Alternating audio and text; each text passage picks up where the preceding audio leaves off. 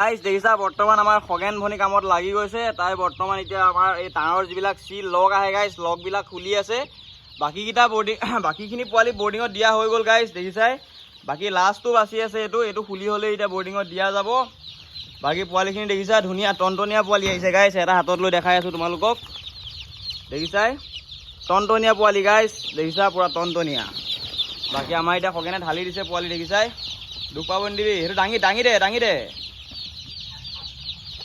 দাঙি লৈ পেলাই দে।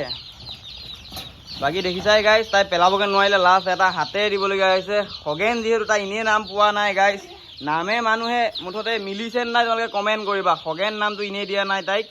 বাকী এতিয়া ইহঁতক পানীৰ লগত খাব দিব লাগিব, মানে আজি মিঠা পানী গাইজ, আজি গুড় পানী দিম, যিহেতু প্ৰথম দিন ইহঁতৰ আৰু বহুত দূৰ যাত্ৰা কৰি আহিছে, তো ইহঁতি ভাগৰি জুগৰি আহিছে গাইজ।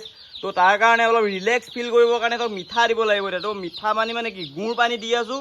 প্ৰথম দিনাখন এনেকৈ গুড় পানী দিব লাগে গাইজ।